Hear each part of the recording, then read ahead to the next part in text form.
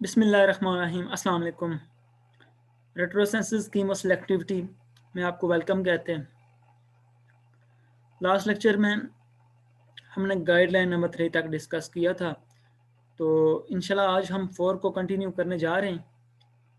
Last lecture के हवाले से बात करें तो उसमें हमने कीमोसेलेक्टिविटी के हवाले से ये स्ट्रेटजीज पढ़ी थी कि अगर आपके पास कोई कंपाउंड है और उसमें दो डिफरेंट फंक्शनल ग्रुप हैं, ठीक है।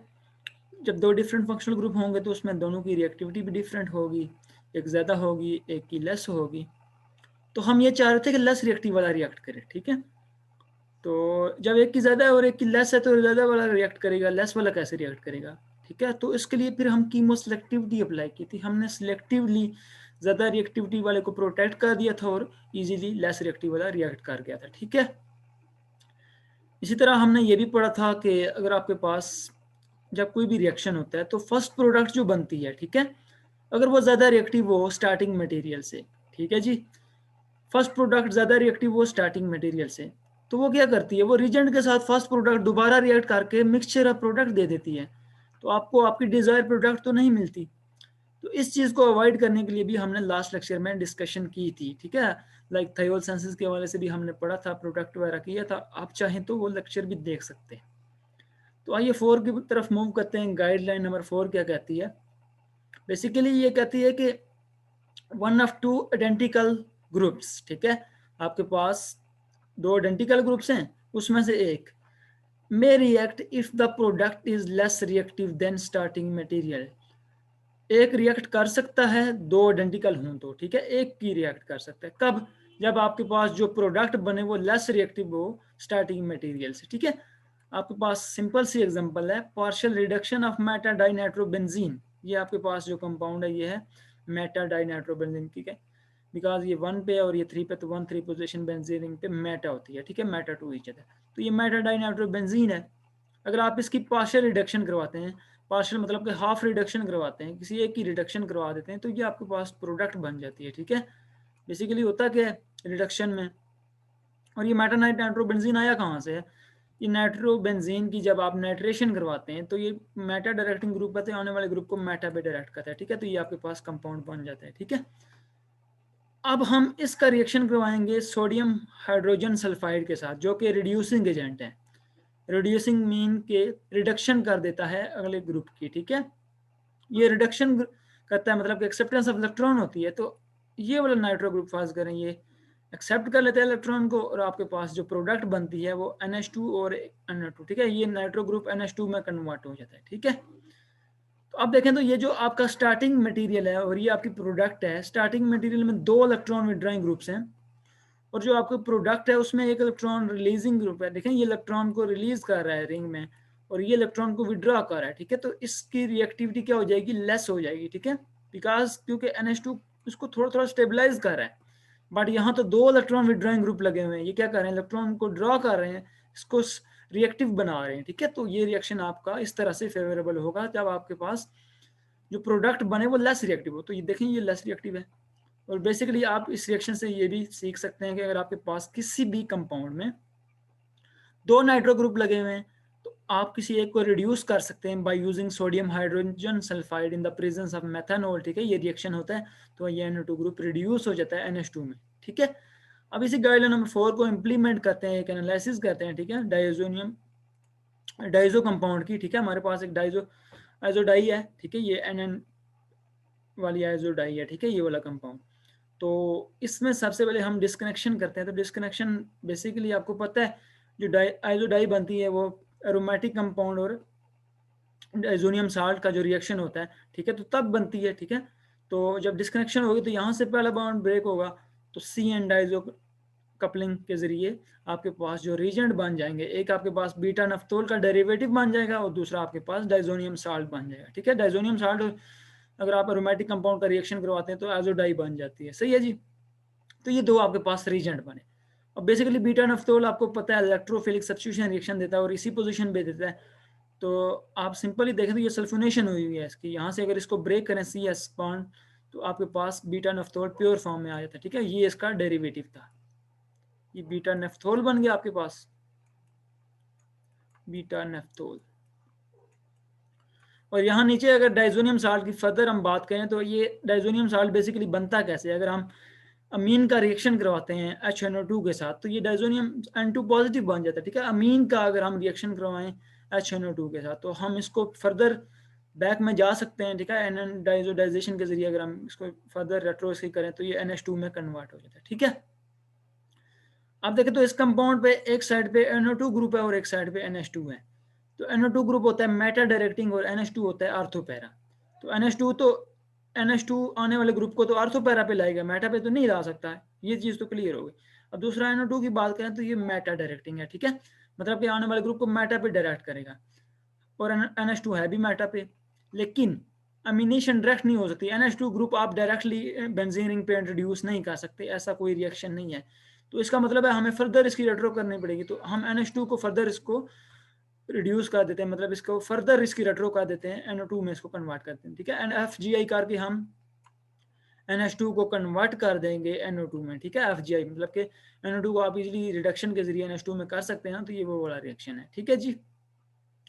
तो आप दोनों साइड पे देखो तो बेंजीन रिंग पे दो meta to each the nitro group में, तो ये नाइट्रो मेटा नाइट्रो बेंजीन आपके पास बन गए, ठीक है। आपने जो गाइडलाइन नंबर 4 पढ़ी थी उसका इंप्लीमेंट यहाँ होगा जब हम सेंसिस करेंगे, तो इस स्टेप में होगा, ठीक है। फर्दर देखें तो आप इसको फर्दर ऑक्सीजन नाइट्रेशन के जरिए ब्रेक कर दें तो आपके पास नाइट्रो बेंजीन जो है स्टार्टिंग मटेरियल बन जाता है, सही है जी। तो आइए इसकी सेंसिस करते हैं। तो सेंसिस में बेसिकली रेट्रोसेंसिस की बात करें तो जो चीज़ एंड पे डिस्कनेक्ट हुई होती है उसी को वापस आना होता है पहले। तो नाइट्रो ग्रुप हमने सबसे एंड पे डिस्कनेक्ट किया था, तो नाइट्रेशन करवाएंगे नाइट्रो बेंजीन की, तो ये मेटा पे ला देगा नाइट्रो आने वाले ग्रुप को, ठीक है, तो डायरेक्ट कर देगा। तो आप देखें तो ये मेटा नाइट्रो बेंजीन, ठीक है, ये आपके पास बन गया, ठीक है, मेटा डाई नाइट्रो बेंजीन। अब देखें तो ये वही गाइड नंबर 4 वाला स्टेप इंप्लीमेंट होने लगा है कि आपके पास दो नाइट्रो ग्रुप हैं, आप किसी एक को रिड्यूस करें क्योंकि आपको NH2 चाहिए ना इस पोजीशन पे। तो आपने sodium hydrogen sulphide in the presence of methanol इस्तेमाल किया, ये वाला रीजेंट इस्तेमाल किया, तो ये बेसिकली इसको रिड्यूस कर देगा किस में, NH2 में, ठीक है। तो ये आपका इंप्लीमेंट हो गया गाइड नंबर 4 का, ठीक है जी। बैक पे जाए तो अब इससे नेक्स्ट हमने किस में जाना है, डाइजोनियम साल्ट में। तो NH2 का अगर आप इसके साथ रिएक्शन करवाते हैं नाइट्रस एसिड HNO2 के साथ, नाइट्रस एसिड के साथ, तो ये इसको कन्वर्ट कर देता है डाइजोनियम साल्ट में, ठीक है, N2 पॉजिटिव में चेंज हो जाता है।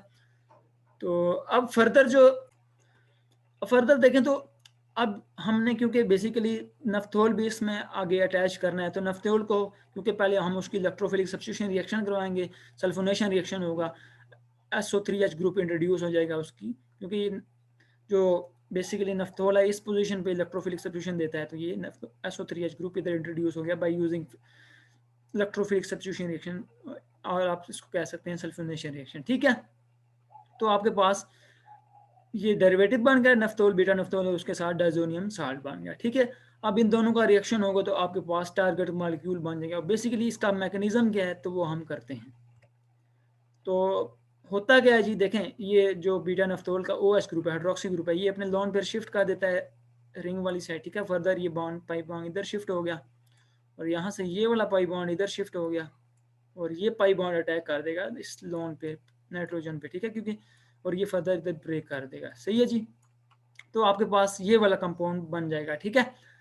अब ये वाला कंपाउंड क्या करेगा, फर्दर आप देखें तो यहाँ H प्रेजेंट है, ठीक है, क्योंकि इस कार्बन ने 3 बॉन्ड बनाए हुए हैं, तो चौथा इसका हाइड्रोजन होगा, तो ये हाइड्रोजन वाला बॉन्ड इधर शिफ्ट होता है और यहाँ से ये बॉन्ड इधर शिफ्ट हो जाता है और ये पाई बॉन्ड इधर आ गया और आपके पास ये वाला बॉन्ड ब्रेक होके ये इस पे आ जाता है, ठीक है। तो आपके पास ये जनरेट कर देता है टारगेट मॉलिक्यूल को, ठीक है जी।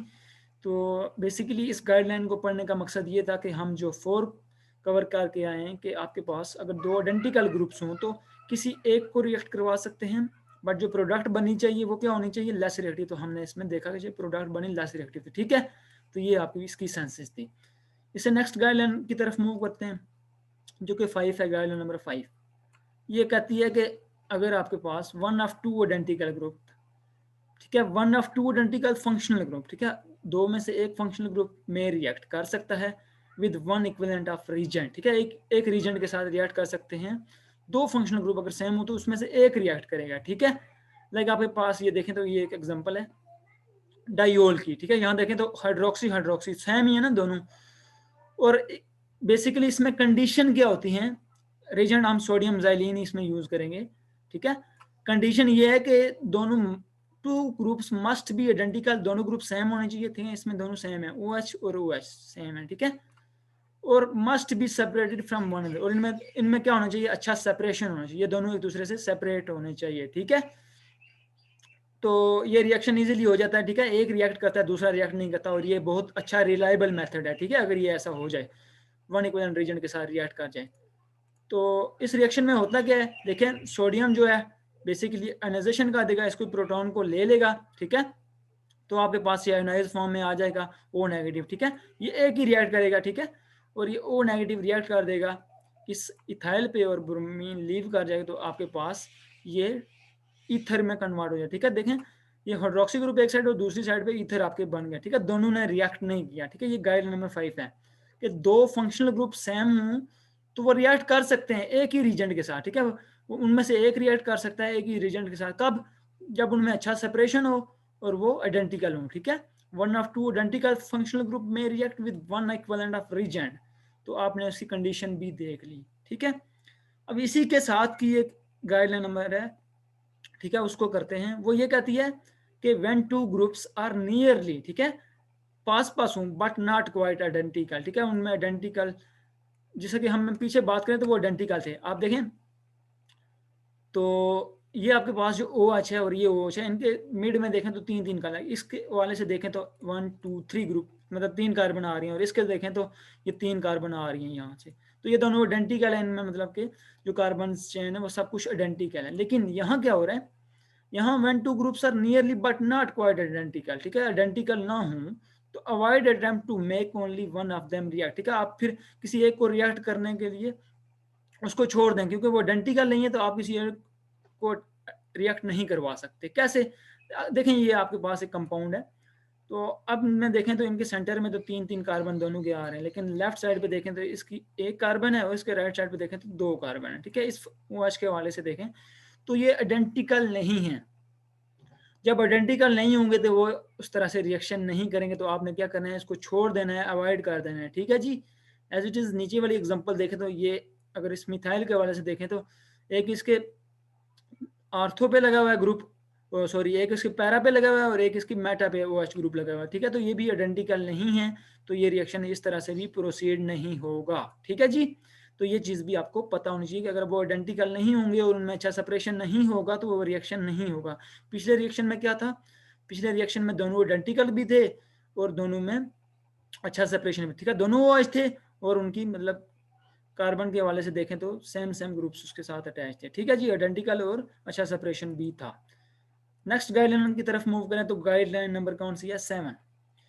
वो ये कहती है कि अगर आपके पास दो आइडेंटिकल फंक्शनल ग्रुप हैं, ठीक है, उसी को कंटिन्यू कर रहे हैं कि दो आइडेंटिकल फंक्शनल ग्रुप हैं, तो इनके लिए अच्छा रिलायबल मेथड ये है, a more reliable method with two identical functional groups is to use derivative, ठीक है, which can react only once, ठीक है। तो फिर वो एक ही रिएक्ट करेगा। अगर दो फंक्शनल ग्रुप हैं, आप किसी एक को रिएक्ट करवाना चाह रहे हो तो फिर उसका डेरिवेटिव यूज करो, ठीक है, वो अच्छा मेथड होगा। लाइक हम बात करें, हमारे पास ये कार्बोक्सिलिक एसिड है, ठीक है, ये हमारे पास कौन सा है, ससनिक एसिड है, ठीक है। 4 कार्बन वाला एसिड जो होता है डाई कार्बोक्सिलिक एसिड, उसको हम बोलते हैं ससनिक एसिड, ठीक है जी, ससनिक एसिड है हमारे पास। तो अब ये एसिड है डाई कार्बोक्सिलिक एसिड, हम अगर इन दोनों में से किसी एक कार्बोक्सिलिक ग्रुप को रिएक्ट करवाएं तो बेसिकली हमने क्या करना होगा, हमें इसको डेरिवेटिव में कन्वर्ट करना होगा, ठीक है। तो कैसे होगा, हम अगर इसमें से वाटर का रिमूवल कर दें, H2O निकाल दें इसमें से, तो ये आपको इसके डेरिवेटिव बन जाएगा, एनहाइड्राइड बन जाएगा, ठीक है। तो एनहाइड्राइड बेसिकली रिएक्ट कैसे करेगा, ये लोन पे अगर हम इसको रिएक्ट करवाएं मेथनॉल के साथ, तो ये lone pair of oxygen react करेंगे इस कार्बोनाइल कार्बन पे, और यहाँ से ये बॉन्ड ब्रेक होगा, और फर्दर जब ये वापस आएगा इधर तो आपका प्रोटॉन ट्रांसफर होगा, और फिर ये बॉन्ड भी ब्रेक कर जाएगा और प्रोटॉन ट्रांसफर होकर इस कार्बन के साथ आके लग जाएगा, ठीक है। तो ये रिएक्शन बहुत सिंपल है, OH ने अटैक किया इस पे, तो ये बॉन्ड ब्रेक हुआ, O नेगेटिव और इस पे पॉजिटिव चार्ज आ गया, ठीक है। जब ये वापस आएगा तो यहाँ से ये H वाला ये क्योंकि ये बॉन्ड भी ब्रेक हो जाएगा और ये O नेगेटिव बन जाएगा, तो ये इस प्रोटॉन को ले लेगा। ठीक है, बहुत सिंपल है, आप इजीली कर सकते हैं। ठीक है, तो आपके पास एक साइड पे OMe अटैच हो जाएगा और दूसरी साइड पे carboxyl group as it is रहेगा। ठीक है, देखें यहाँ एक रिएक्ट हुआ, दूसरे ने रिएक्ट नहीं किया। तो ये गाइडलाइन नंबर 7 है कि ये बहुत अच्छा मेथड है कि आप जो सेम फंक्शनल ग्रुप हैं उसको उसका डेरिवेटिव में कन्वर्ट करके रिएक्शन करवा दें, तो वो एक रिएक्ट करेगा, दोनों रिएक्ट नहीं करेंगे। तो हमने देखा एसिड था, उसको हमने इसके डेरिवेटिव में कन्वर्ट किया, एसिड हाइड्राइड एनहाइड्राइड में, और फिर इसका मेथनॉल के साथ रिएक्शन करवाया, तो एक ने रिएक्ट किया, दूसरे ने रिएक्ट नहीं किया। अब दूसरे को आप इजीली रिएक्ट करवा सकते हैं। अगर आप इसको थायोनाइल क्लोराइड के साथ रिएक्शन करवाते हैं तो ये किस में कन्वर्ट हो जाएगा, ये एक साइड पे एसिड क्लोराइड में कन्वर्ट हो गया और दूसरी साइड पे ये ईस्टर में कन्वर्ट। ठीक है, दूसरी साइड में ईस्टर और दूसरी साइड एसिड क्लोराइड। तो ये था जी कीमो सिलेक्टिविटी। आज हमारी कीमो सिलेक्टिविटी कंप्लीट हो गई है। तो इंशाल्लाह आप उम्मीद करते हैं आपको अच्छे से समझ आ गई होगी। फिर भी कोई भी मसला है, कोई भी क्वेरीज हैं तो आप कमेंट्स करें। अपना ख्याल रखिएगा। अल्लाह हाफिज़।